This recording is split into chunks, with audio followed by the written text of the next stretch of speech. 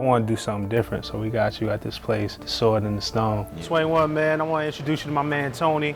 How you doing? The blacksmith, he runs the joint. He gonna show us how to make a knife today. You know, the knife is very important. I know it became a meme, but it really has special meaning to you, right? It's a lot of deep shit behind it like that I really can't talk about. You made many knives before? Nah. We were watching Scarface when we came up with it. Pitchfork means an assassin or something. Originally, it was supposed to go on your right hand. My little brother Tay, man, he just went ahead and went and got it in his face. When my little brother died, I was like, shit, I'm finna go get mine. So you got any questions what we're gonna do here? Shit, we finna make a knife. Man, we had to do something real different. Yeah, it's different. Your next interview got to be in outer space or something. Your birthday on 2013. I wanted to get to understand why these events helped shape who you are. It's like damn near like when you ask me that question, it's like you making me relive the moment. Niggas throw me in boxes with everybody and everybody else, like the mumble rap shit and just all this other shit, but it's like, shit I've been through is real shit. Shit I'm rapping about is real shit. This ain't no gimmick. Nigga, I got shot shit 6 times. My best friend died in front of me on my birthday. This shit is real shit. The rapping is easy for me. But I feel like a lot of people don't understand me because they don't really come from where I come from. You know, we see it go viral, I guess, you know, when you did your interview and said, oh, it's not a cross, it's a knife. Yeah. It becomes a meme. Does that stuff bother you or do you get it? Do you know this is how the internet works? Like, how do you feel about when you see these memes passing around? At first, I ain't get it, cause I just said it's a knife. Like we don't say it's a, we say it's a. Not everybody use niggas making songs out of it and everything. I mean, I get it. It's really cool because they taking like shit that's pain for me and they making it like cool to society. So it's like, it's really a good thing. Man, does it trip you out now that the amount that you're in demand? You know, when somebody, let's say Drake reaches out to you for sneaking, and that was a big moment. You guys shot the video. Going under like the Titanic. Got some head last night and it was... That trip you out? Man, all this shit tripping me out, man. I'm a regular nigga from the hood, man. I swear to God on my kids. Like, I'm a regular dude. Like, Drake? Nigga, Future? Every artist I ever worked with that's famous, nigga, I'm a fan. Rags the riches, nigga came from the bottom. Hood rats, now nigga fucking on model. Riding in the foreign, remember riding on model. No Advance, one line stood out to me. I made it off the block, bitch, I beat the statistics. When was the moment that you realized that you made it off the block? Shit, when I started living there. When I got a condo, I was like, shit, I made it off the block. I ain't staying in the hood no more shit. I ain't gotta listen to police sirens. I ain't gotta worry about police pulling up on me while I'm standing outside with my gun. I ain't gotta worry about, damn, do I need to leave my gun in the house today? Cause the police hot. I saw an interview with you on The Breakfast Club that was intriguing. I'm spiritual, I'm Ifa, my religion. You know, the way you articulated on The Breakfast Club, like, it really feels like a guiding principle on how you live your life. If you do something wrong, you gotta pay for that. Anything you do in life, you gotta pay for that, you know what I mean? So with Ifa, it's like, my ancestors guide me through life. I cook for my ancestors every week. I give them water every week. I talk to them every week. It's paying respects to everything, respecting everything around you. If I kill a nigga, right, who it might not have been wrong. I might have been defending myself, but I still gotta go pay for that. I really can't talk about how you pay for it, but you just gotta pay for it.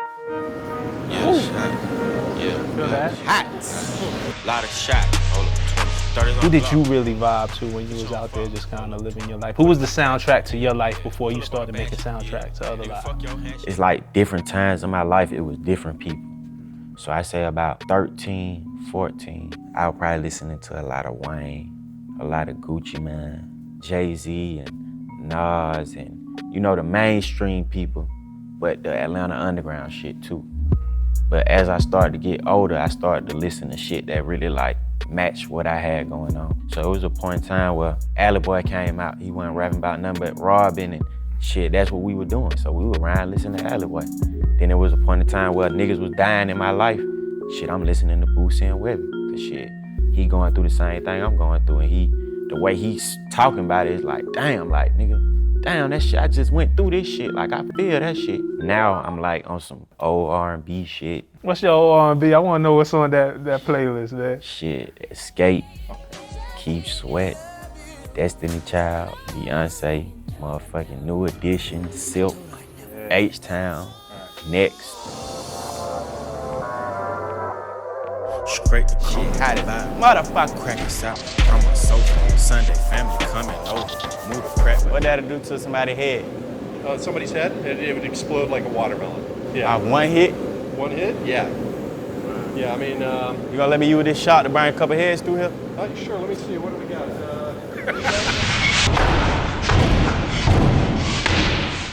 Somebody really, really influential in your career, man. And I met this brother a long time ago when he was producing for Gorilla Zoe, Sonny Digital. Shit, Sonny really just like, he really held me down, like, as far as like, focus on the rap. Cause when I first met Sonny, I had did some songs, but I really wasn't like on no rap shit. I was just hanging around other rappers. So Sonny like really like pull up to the house, man, let's record. We used to record at their house every day, and he just used to tell me like, I used to be like, man, damn, when the show money gonna come? I'm thinking I just make a song and I start getting show money. He like, man, that shit gonna come, you just gotta just wait. I heard he gave you your first mic too? First mic, he sent me a little template so I could record myself and shit. That's really why I recorded like all of my original first shit, like the Slaughter tape and Slaughter King and all that shit was like really in my mama's house. They fucked my shit up though, they shot the house up. The bullet went through my the Mac laptop.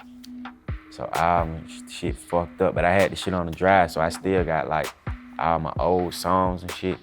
But like that's why I had to stop using that computer.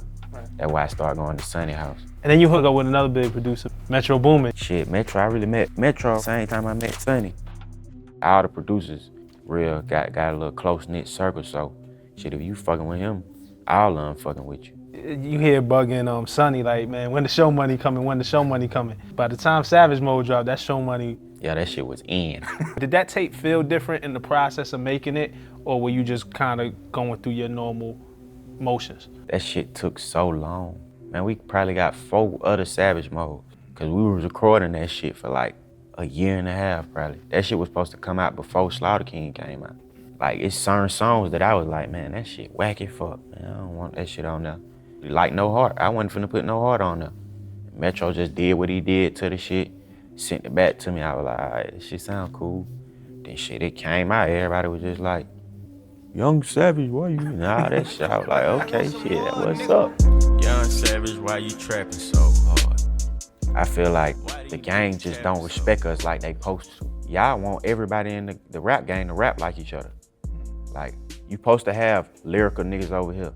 You supposed to have the happy, you know what I'm saying, dancing music. You supposed to have the southern, you know what I'm saying, shit. Like, that's just how it's supposed to go. So you're just talking about a balance. Respect all the music the same. Just because a nigga's not lyrical, that don't mean that it's not a good song and it's not good music. If everybody was lyrical, everybody's songs would sound the same. That's why you got hard rock, soft rock, country music. You got different types of rock, just like you got different types of rap. Well, let's talk about trap music. What's trap music? You know, the first time I ever heard somebody say trap on a record. What's the trap? Was Outkast. The trap is, as I understand it, where you trap out of, right? Where you hustle out of. All right, you got a trap house, right? It's a house that niggas pay their rent on and sell drugs out of. It's not a bando. A bando is an abandoned apartment.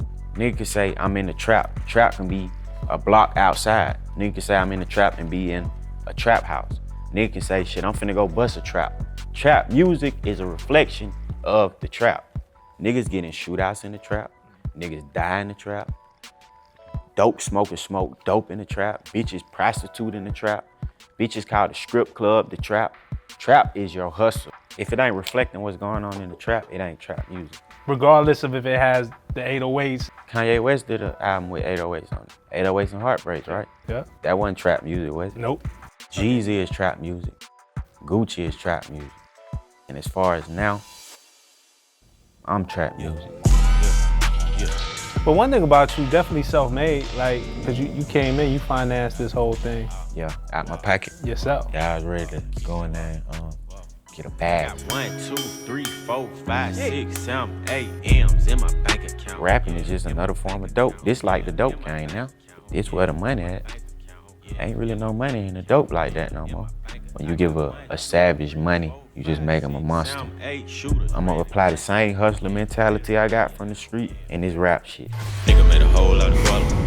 Now I got a whole lot of problems. Shit look hard. Nigga, we ain't tripping, we bought. What do you think is the most common misconception about 21 Savage? Motherfucker don't know the lingo. Like, I really feel like I got, like, my core fans, they gon' know, like, cause I've been saying shit, but like, I got a lot of fans too that just jumped on when shit just started going crazy, like X-Bitch and No Heart, shit like that. But you really just gotta just listen to me to really know, like, what the hell is he talking about? Like, on All the Smoke, like, what is he really talking about? Whoa, yeah. Burglar bar doors, yeah. I feel like your next move might be your best move. Just gonna drop good music and see what it do. I don't base my shit off of, oh, I know this gonna do this. Like, I'm just gonna do my songs, put it out. They love it, they love it. They hate it, fuck them. And I'm ready to stab. What's the message that you want people to, because you're not exactly telling these kids to go out there and do that? Nah, I'm just speaking on my life. What I see, what I go through, my past issues, my current issues. So now it's like, damn, he got a Bentley truck. You gonna hear me say I got a Bentley truck. He got a Ferrari. You gonna hear me say I bought a Ferrari. His partner just died. You gonna hear it. You know what I mean? It's just me. It's just what I'm going through, what I've been through. It ain't really a guidebook on, okay, kids, this is how you live life. But I imagine it can inspire some people. If 21 did it, oh, I could do it. Yeah. That's the best part. Like, I wanted to touch people, but I don't want it to encourage people to do wrong. I wanted to encourage them to take their pain and turn it into joy.